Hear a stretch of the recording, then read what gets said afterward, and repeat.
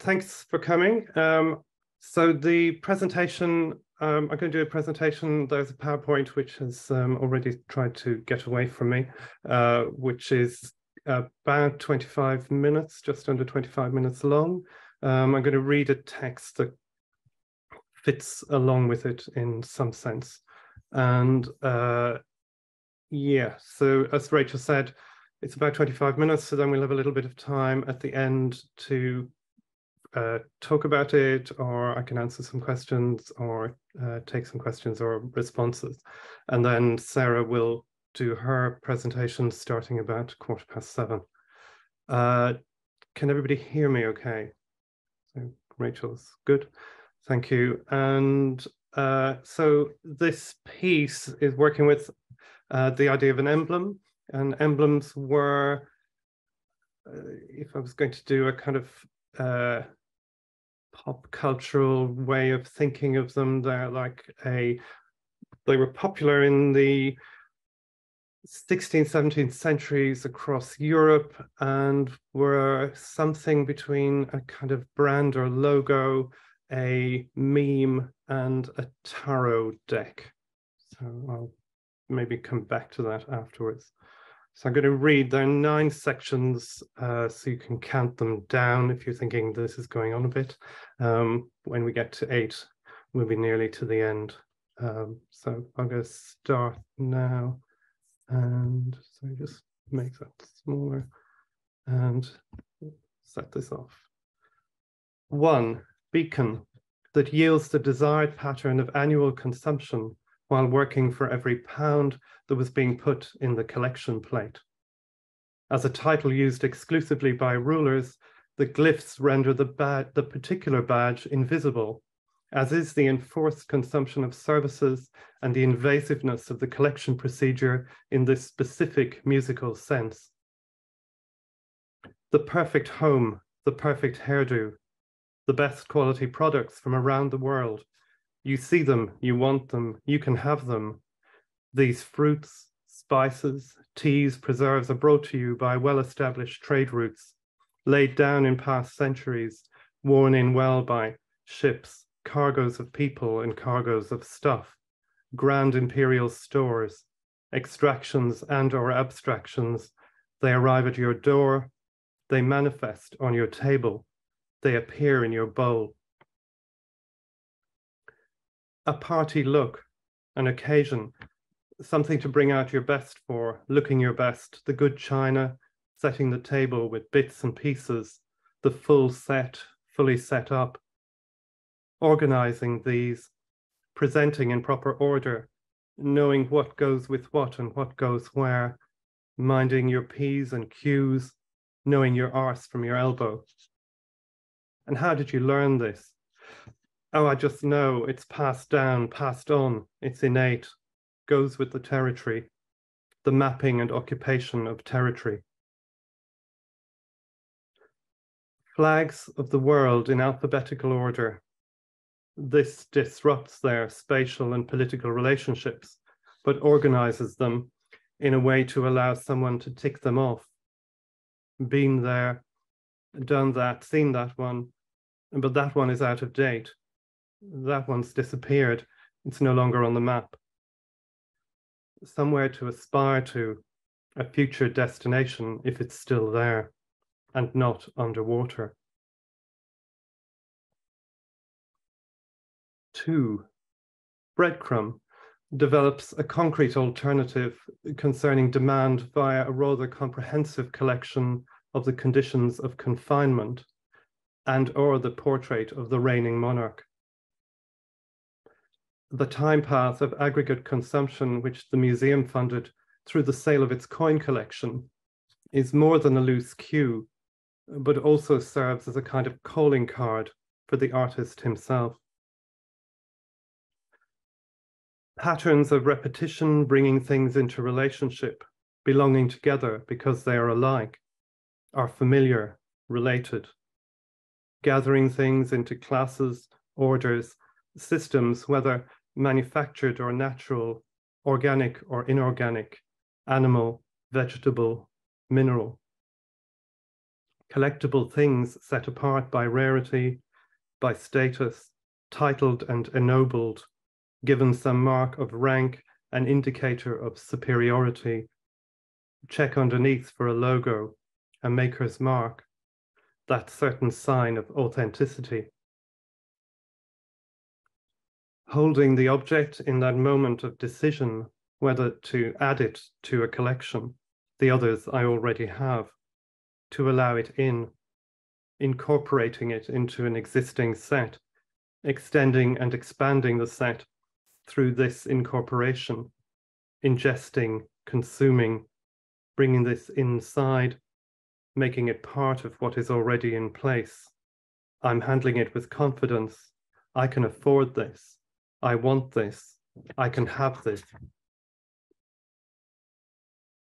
Labels, stamps, bugs, stickers, motifs, logos, recognizable, seen and quickly noted in passing to ensure things are in the right group, that they belong here, that they are alike, connected in some way, by origin, by function, by association.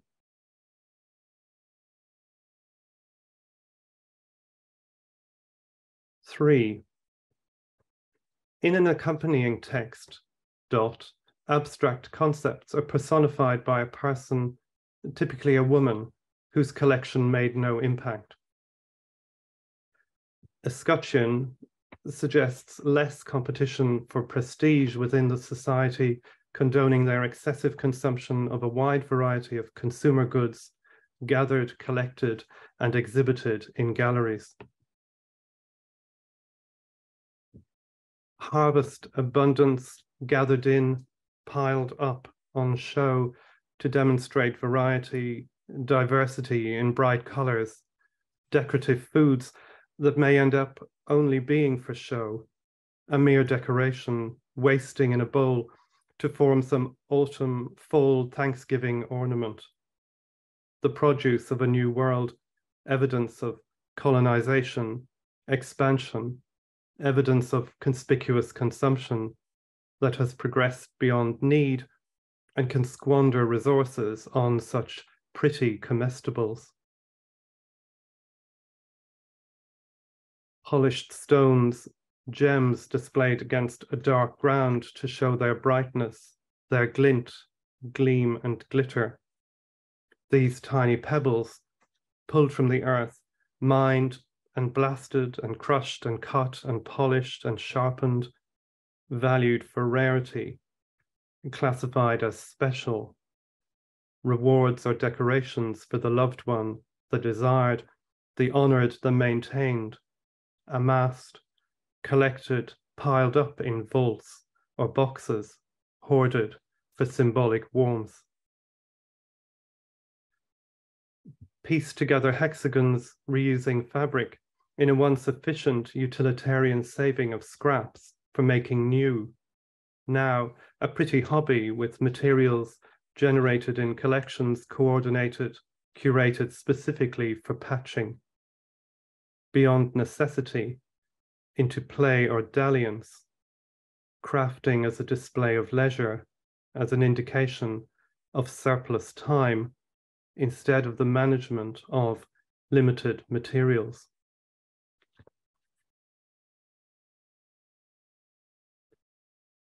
Four, our evidence did not match the mostly fruitless attempts to identify another point of view to this stimulating and diverse gold star. They are problematic insofar as their icon of collection and mass consumption was in most cases stolen.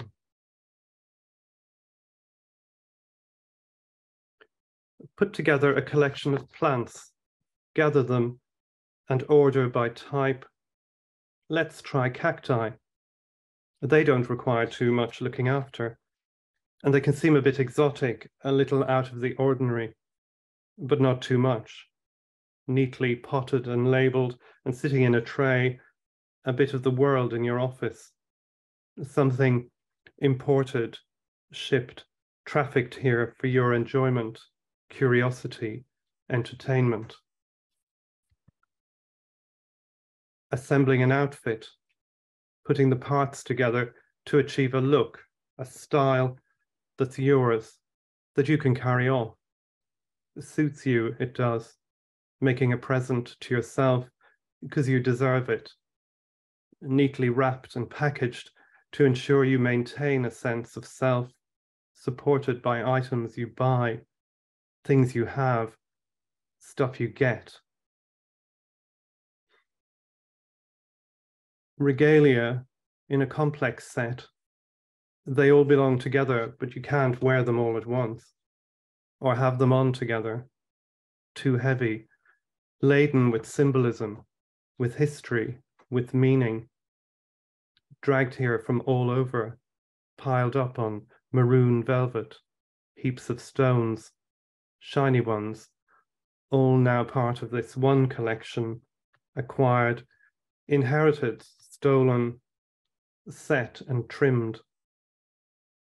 The furs of creatures from the frosty north, the golden gems of the global south, dyed imperial purple, held in secure conditions, open to paying visitors shunted past on a moving track. Look, but don't touch. Just keep on.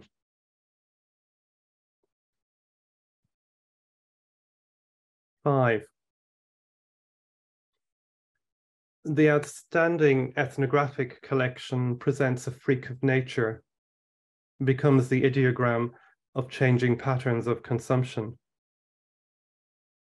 An extensive collection of survivors' memoirs and testimonies laden with symbolic marker subvert the assumptions which permeation requires.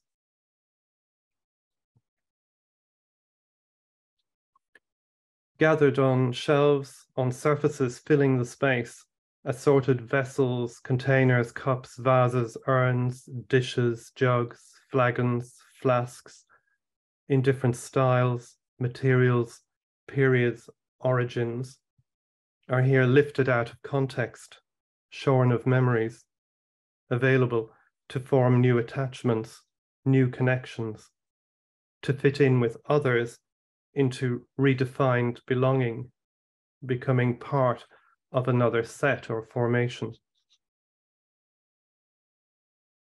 Repeated elements read as a continuity. These things are to some extent the same, so that I can connect them, follow a sequence, carry out instructions for an action, be guided by the proper order, clearly outlined, and with captions to underline and reiterate the key points. The panels explain, I follow. Linked by color, the disparate elements connect around green, mustard, gray with points of red. As a composition, this can generate curious juxtapositions or set up unexpected parallels or echoes. The tearing from context and sticking in a new combination abstracts the material, looks past or overlooks the image content to focus on the color, shape, texture, or other formal aspects. The past is stripped off and a new story told.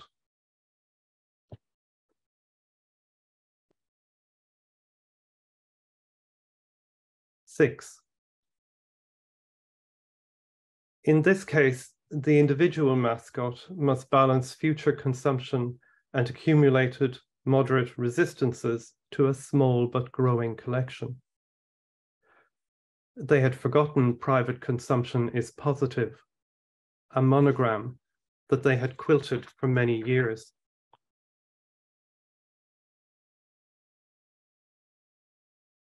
Heads, female and male, real and ideal, all turned into symbols, emblems, signs for or of something. A nation, a monarchy, a system, heads held in awful thrall, seeing and not seeing in the same moment, blinded and sighted. Through colonization and exploitation, a world is turned to purpose, counted and measured and labeled and tagged. And this is visible, painted on the surface, and somehow also hidden, veiled by distraction. A color scheme ties things together.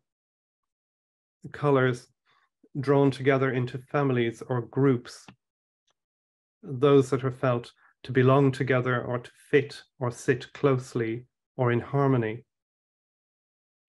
There are rules here, perhaps, but these rules are not always shared, not made known, so can act as shibboleths, traps for the unwary, the untaught. Mapping from above, from afar, scanning and claiming, making a specific sense of information. Data that is turned to profit, to use, abstracted in more than one sense, made material for a particular narrative, a version told, made known, publicized from one point of view, here, from ours, turning them into matter for our tale-telling.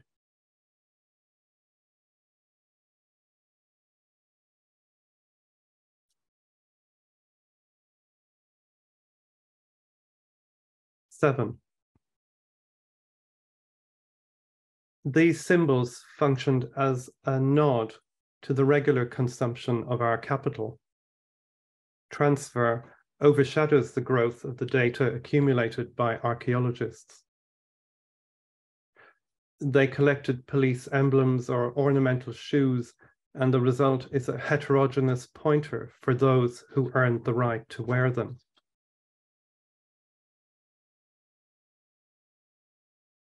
An arrangement in brass, copper, melamine, cloth, tin, paper. Orange, red, yellow, blue, green echoes across the page. Plant material gathered and organized into a formal fan symmetry, put together with an eye to balance, harmony. Neutral sounding terms that depend on an education in taste, in perception, in ways of seeing that are particular, culturally specific, designed to exclude as much as to signal belonging. Flags and funnels in a sign system, a means of communication, labeling origin or adherence, a limited vocabulary of elements to make design, repetition, recognition easier. Blue, red, white, star, cross, feathers. Something for the train spotter to tick off, to accumulate, collecting noted and confirmed sightings, incidences, spottings of a rare flag, a sought-after emblem.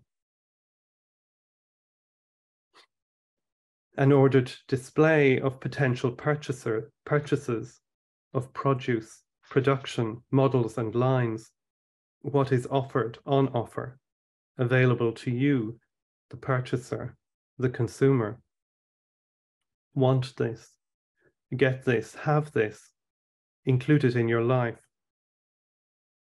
How does this myth-making carry on an older, ancient telling of tales? How can these mundane or basic items occupy a realm that intersects with the sacred without simply resorting to such a refrain as shopping is my religion? 8. Emblems of the sources of power, signal, are chosen in part because of their slightly different share of total consumption.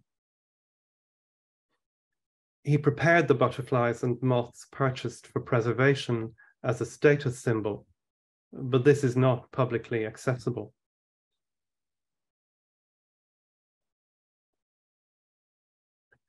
So many heads. What is it to collect heads, the decapitated, to be a headhunter? In the current sense of some HR, human resources operative, turning persons into commodities or into product for trade, exchange, with a price on their head, or a bounty hunter, chasing the images on wanted posters, or more grotesque images of war and atrocity where heads are mounded, scalps or tokens gathered for reward, for display, for status. And flowers and butterflies and animals of all sorts.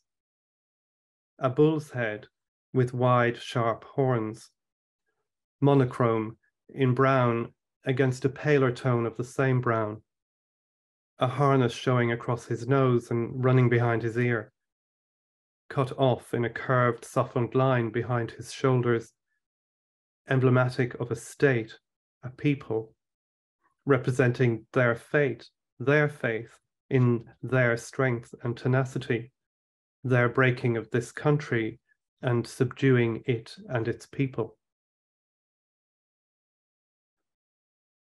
The sweet fruit, the sticky honey, the sharp, faceted gems establish their own relationship of richness, luxury, and desire in conversation with the business of communicating, getting the message across, connecting and maintaining connection. Empire, trade, and exchange rely on these links, rely on speed, efficiency, demand a consistency that can be disrupted by accident, by the unexpected, by the local that stickily, messily resists.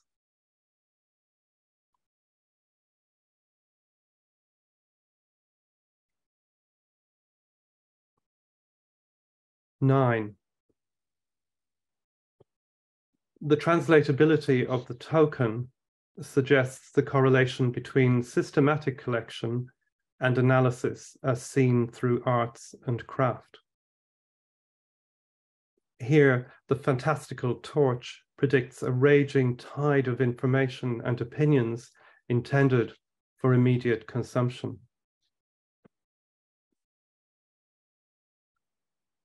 Tucked in the corner, keeping an eye on things, the imperial eagle displays his emblem, clasping in talons the darts that service war, battle, conquest. The complex family relations of the baboons don't interest him. They can get on with their own thing, sounding an alarm, nursing babies, playing out hierarchy games. Crisscrossing the planet, lines of connection, of trade, of exchange, of exploitation, linking agricultural production in the south to food consumption in the north, shifting spices and sweet things between remote points, in tracks laid down over centuries, managed from merchant houses in Hanseatic cities, overseen from European castles. Tasty treats for the lucky, hard labor for the others. Spread in floral, fruitful backdrops, decorative gatherings of prettiness and confections of delight offer a space for layers of consumer traffic to ebb and flow, rise and fall, like a tide of eating, drinking, wanting, demanding, swirling and curling round the edges, the rim of continents, of homes and people, far from the point of ingestion, an arm's length extended anteater proboscis relation to what is taken in, to what is swallowed without context, incorporated smoothly without guilt, slipping down to join the heaped and mounded produce, the disparate, assembled, ingested goods.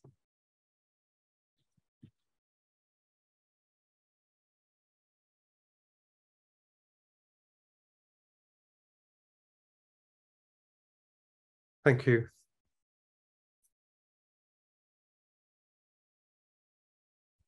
That's great. Thank you so much, Mark. Thank you. Getting lots of applause coming from the audience. Thank you. Wonderful. So to open up, perfectly on time. No, that was great. We have got yeah, a good 15 minutes. If anybody wanted to ask any questions or perhaps make any comments about the presentation they've just seen. Yeah, got some time for discussion. If you'd rather pop a message in the chat, please do, and I can read those out as well. Or if you need a break before Sarah. Yes, that's hello, Mark. I don't know your work particularly, but I was just thinking, did you start at the collages and then find the vocabulary, or did you work back from the vocabulary and then make the assemblages? In this case, I made the collages while I was in Dublin at some point last year, and I made a series of them and then selected a number, wrote the response and then edited the response to work with the kind of time frame. And the captions in between were written through a kind of separate process. So the bits with the number kind of came about as a third stage in that.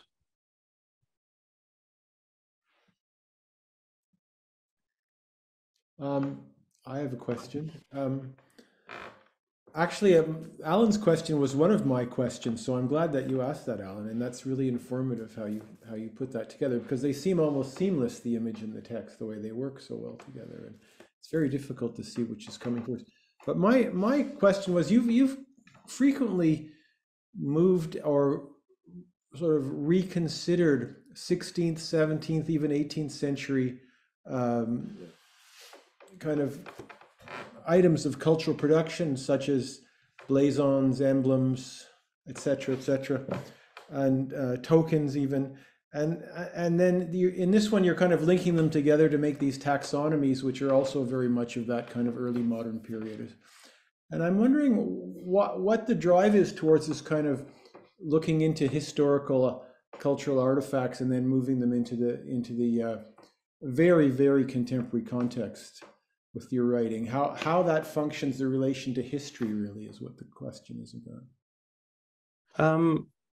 I think it's an interesting mix, because I think there's a weird thing in these of a kind of absolute kind of personal history, in that the materials in the collages were put together while I was clearing out my aunt's house in Dublin. So I was working there and kind of going through all of this material, and this became a kind of relief from dealing with the stuff. And then the other kind of historical things were, I think, some of the reasons, like things like the blazons, so that whole hierarchical or whole heraldic thing of kind of how they operate as a communication system, the way in which emblem books were used kind of for like divination, but they were also used to kind of as a sort of guide for living. They were used as kind of, they had lots of purposes, and those and tokens, they all operate as kinds of systems of communication that sit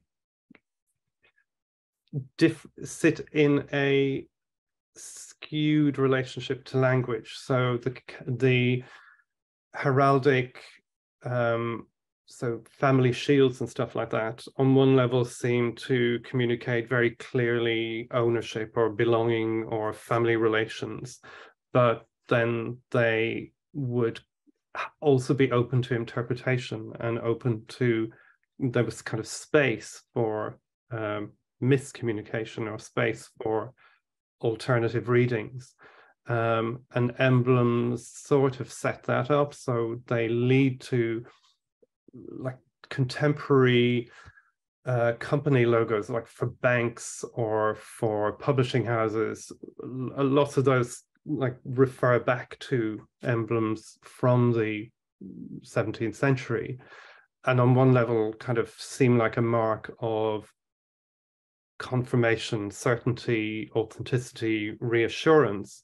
But somewhere within that, there's a kind of, there's also something which is undermining that confidence, which kind of partly comes from what is this built on. So all of that stuff about kind of the exploitation that underlies all of this, the what was happening in Europe in those centuries, and how the sort of what the life of those who were using those emblem books was being established on a huge campaign of extraction. So there's all of those kind of things kind of happening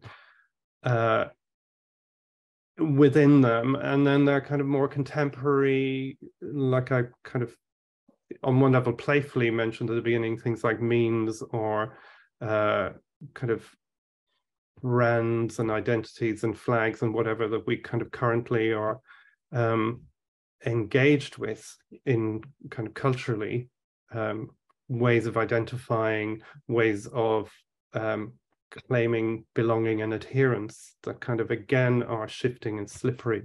But kind of all of that going on. I don't, that wasn't an answer exactly. That's really fascinating. No, it's completely interesting to hear your thoughts on that. Thank you very much. That's fascinating. Thanks, Peter.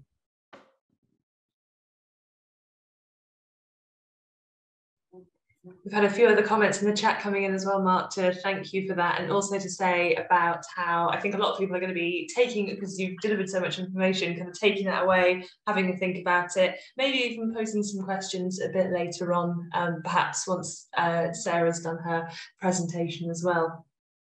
Did anybody else have any questions or comments that they wanted to drop in? Otherwise, what we can do is take a Hannah Wood had warned me earlier that she was going to have to run off to go to Sister Act at the Theatre Royal.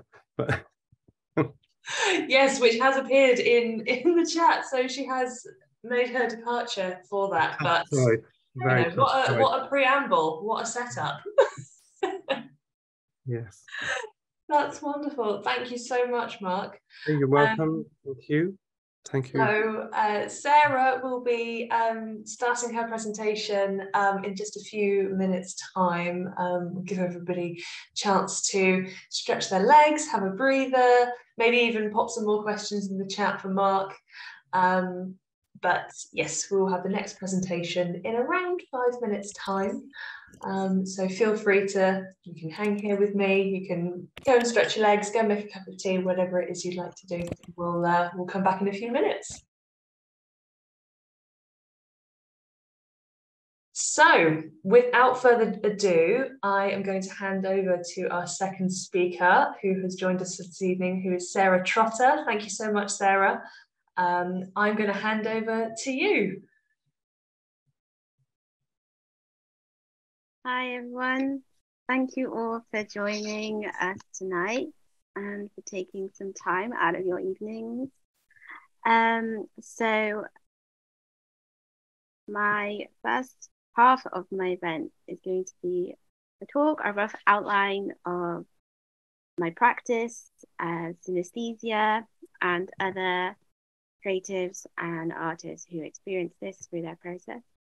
And then after that, I will be performing and offering audience participation if you choose to do so. So I will start.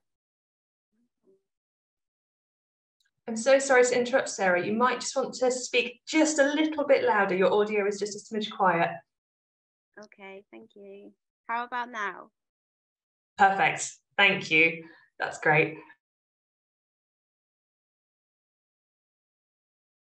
So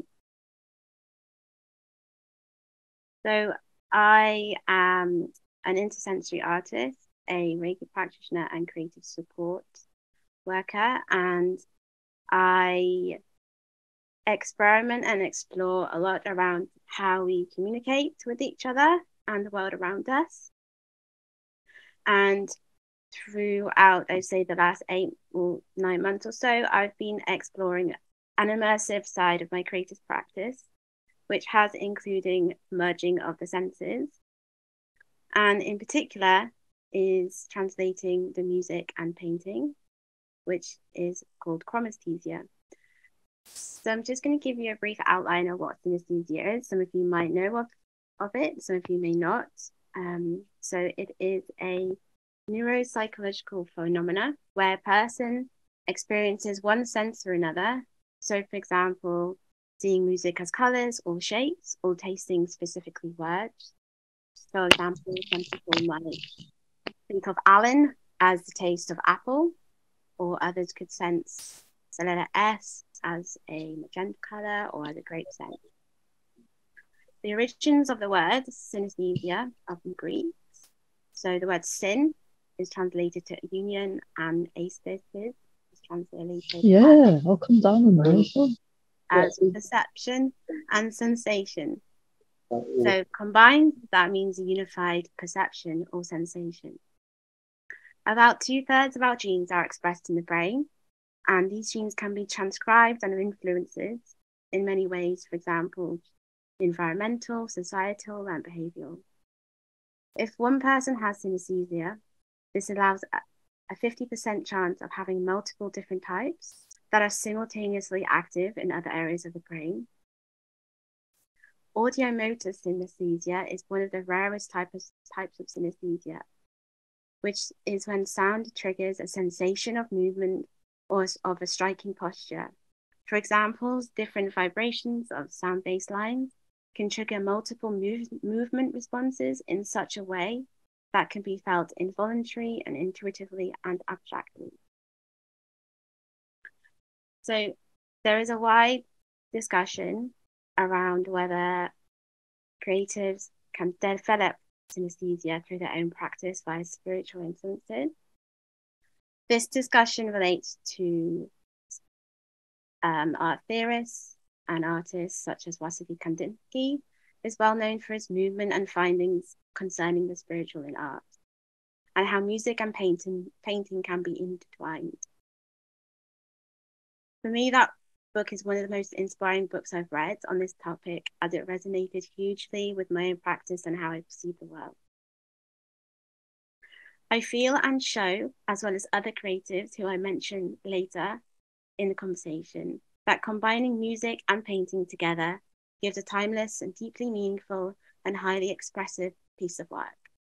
Dance these two with movement, mindful intention, passion, and intuitive energy.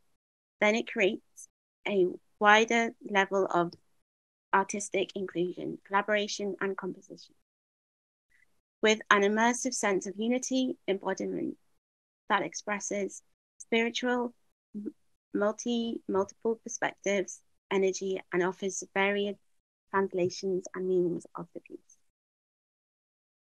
So these two examples here that I showed you on this slide are short videos. So I'm just going to play them briefly and just be quiet, and then I will talk.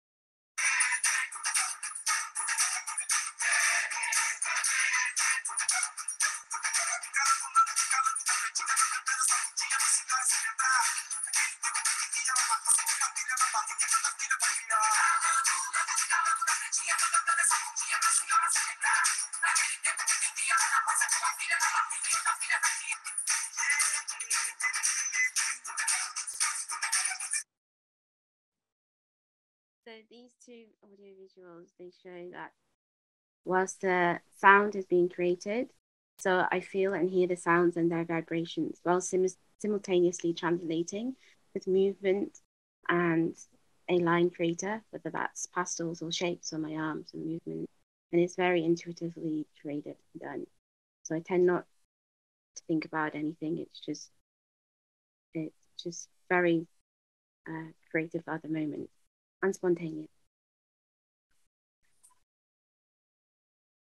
And this is a few other examples, a couple of workshops and some audience participatory work.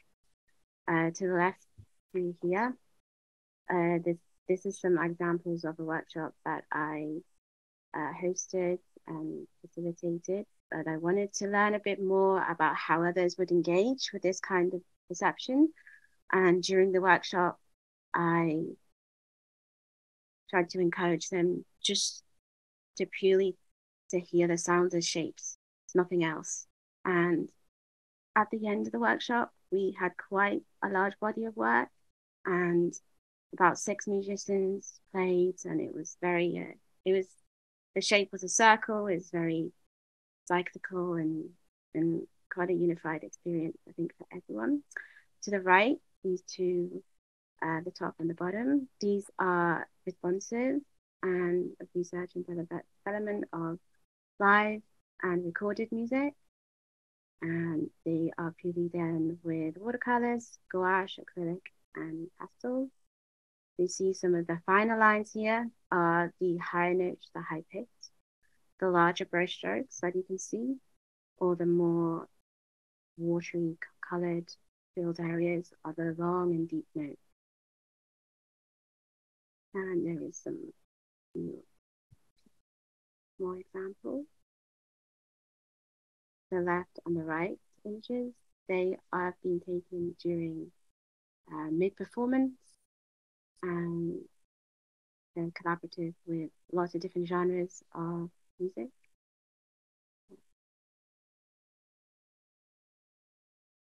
And other creatives that experience synesthesia.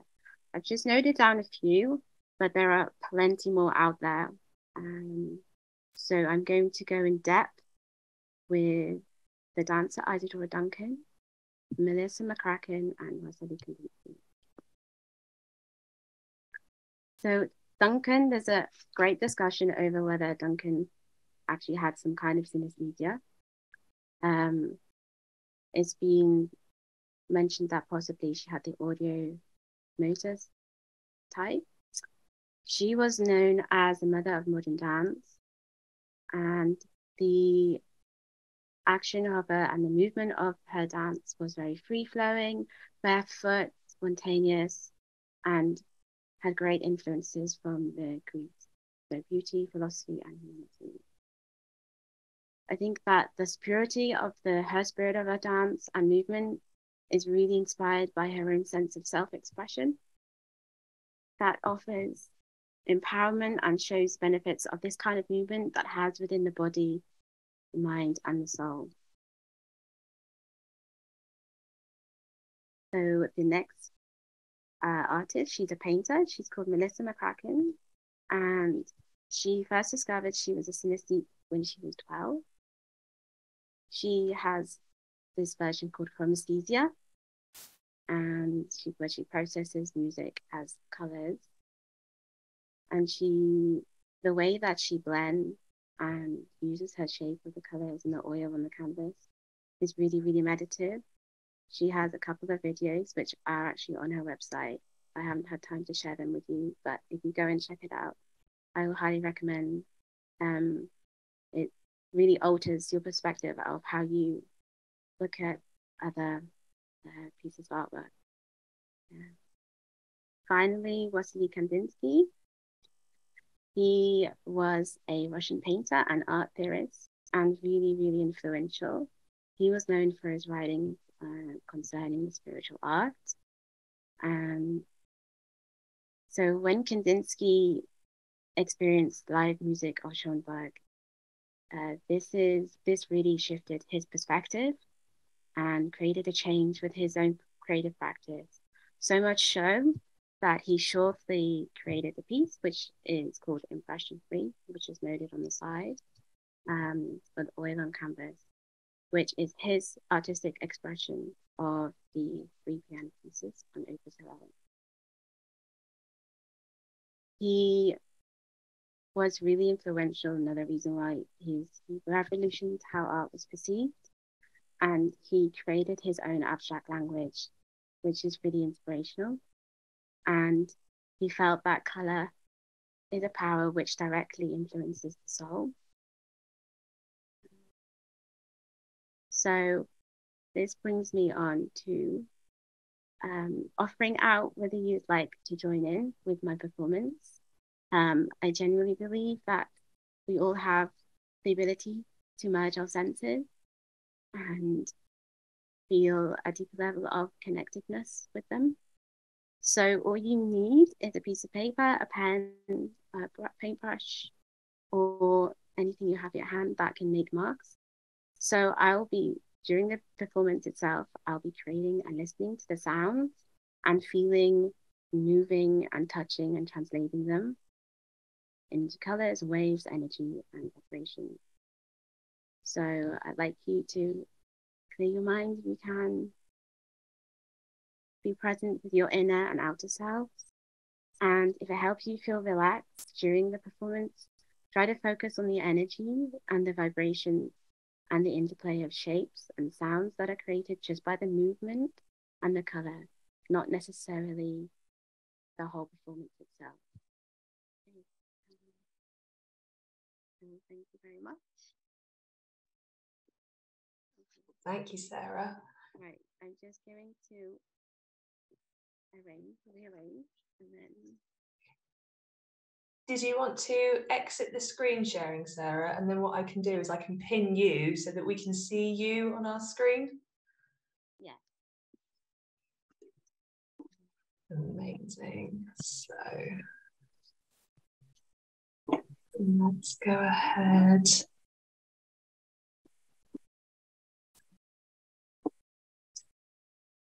So for the first part of the performance, I'm going to be playing a few minutes of live saxophone. And during that, just purely listen to the sounds and maybe close your eyes. And if there's any shapes that start happening, just really play with them, maybe mark with them or move with them.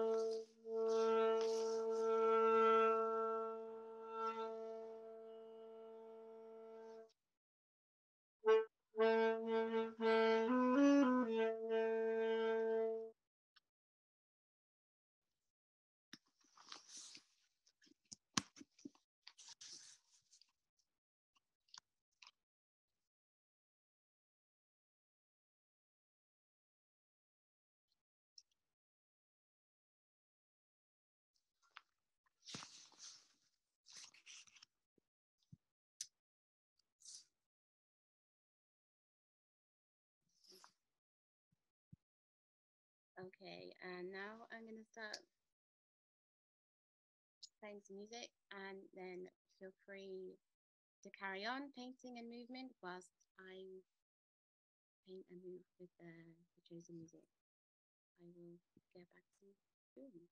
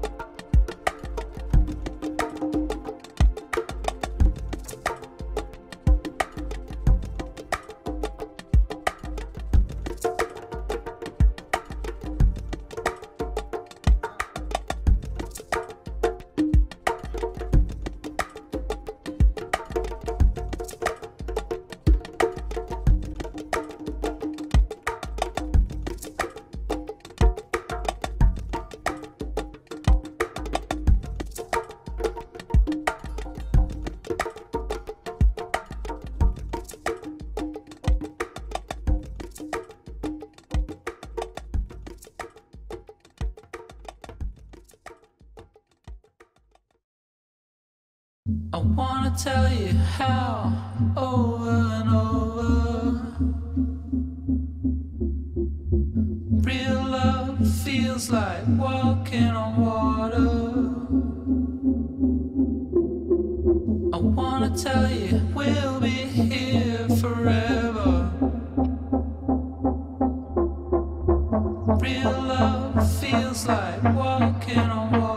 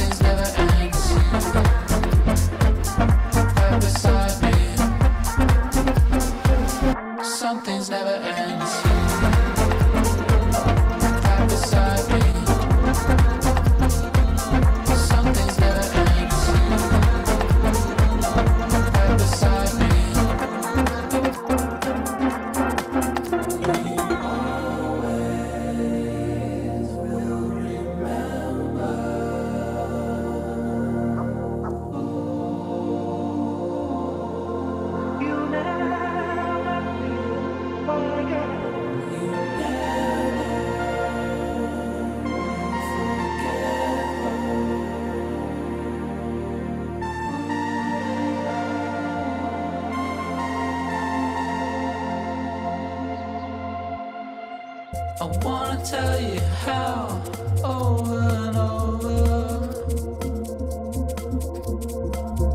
real love feels like walking on water. I wanna tell you we'll be here forever. Real love feels like walking on water.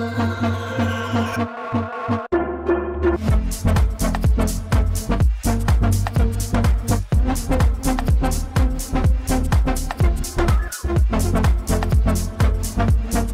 Right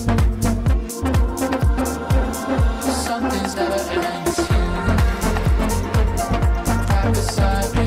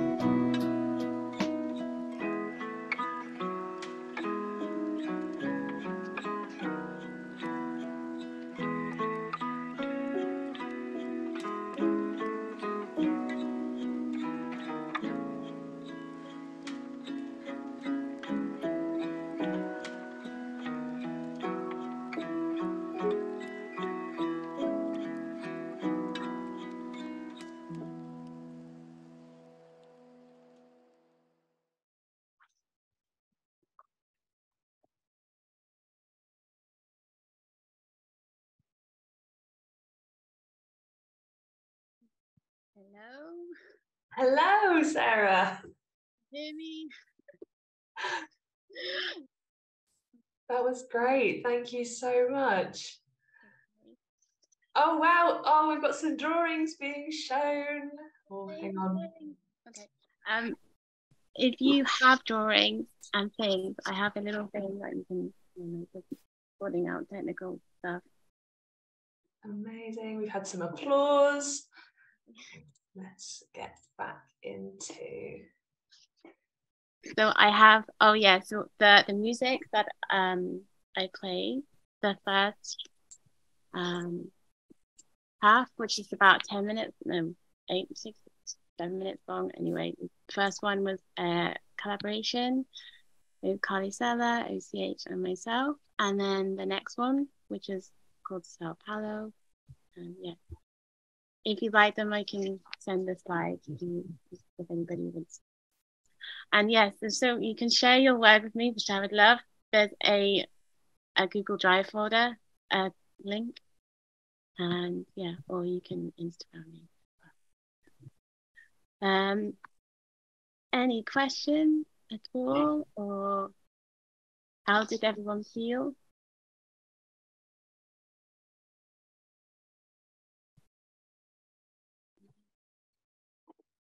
Okay, let's open it up to the room.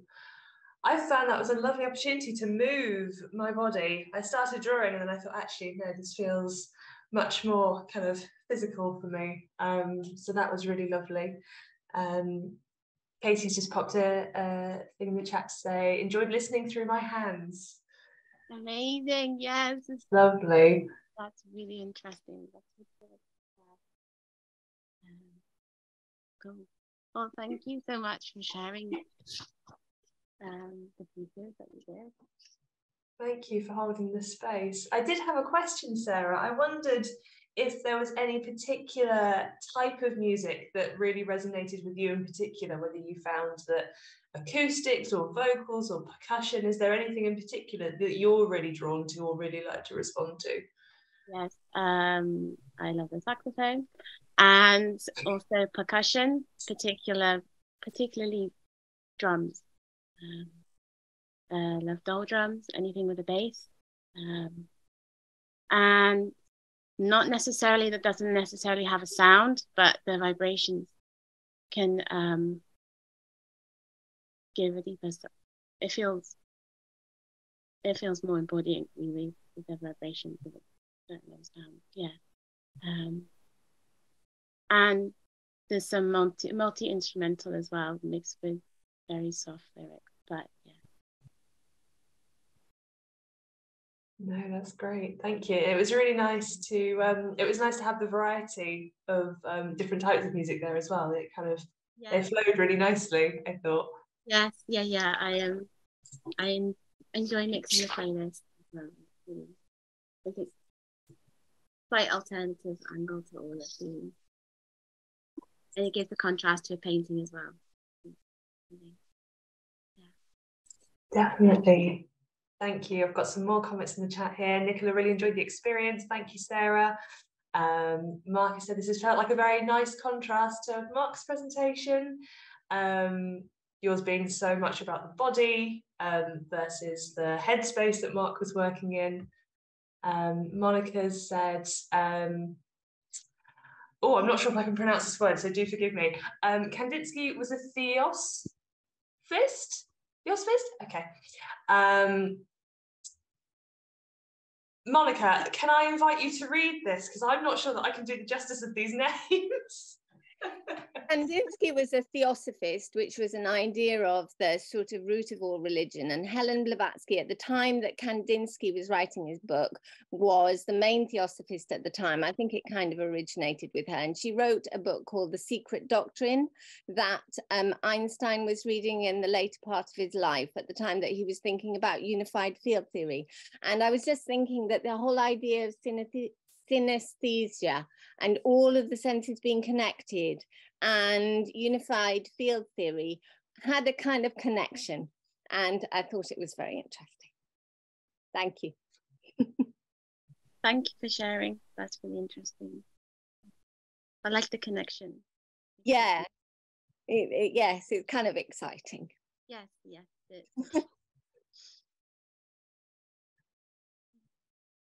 That's great, thank you. Did anybody else have any comments that they'd like to, did anybody want to show up any drawings or images they made so we can see them on screen? Don't feel compelled if you don't want to share, but if anybody would like to hold them up, it'd be really nice to see what people made. Oh, I've got a great one there from Katie. Mark's got some great mark making there. Wonderful. Oh my goodness, look at these, they're fantastic. Oh wow, there's a real variety of marks here too, which is great. Wow. I love all the shapes. Amazing. Monica's almost got like a little landscape going on there. It almost looks like ship's masts on the horizon. These are great. That was because so many more that was the first one where all sorts of new layers of sound were being introduced, so they all got a different color, and it looks a bit scribbly, but there's all sorts of lines in there. Yeah. No, these are fantastic. If you are happy to take photographs of them and share them with Sarah, that would be amazing. Camp would love to see them too, so if you'd like to share them with us as well, if you want to share them on your social media platforms, do tag Camp in any of those, and we would, yeah, we'd love to see. Unless there's any kind of final questions or comments, that brings us to the end of our event. Any final remarks? Okay, great. Well, can I first of all thank Mark and Sarah so much for their time and for those amazing presentations. They were really, really stunning, so thank you. And thank you to our wonderful audience for joining us this evening. So just to share with you, so this is our penultimate Huddle event. We have got one more Huddle, and that is it. That is the end of the Huddle programme. So we have got Nicola Westlake and Jessie Tam, who are joining us on Sunday, this coming Sunday, the 11th of December from 11 AM.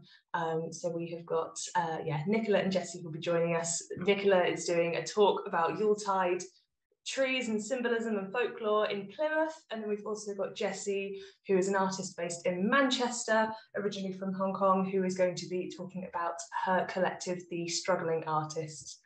So thank you all so much for coming.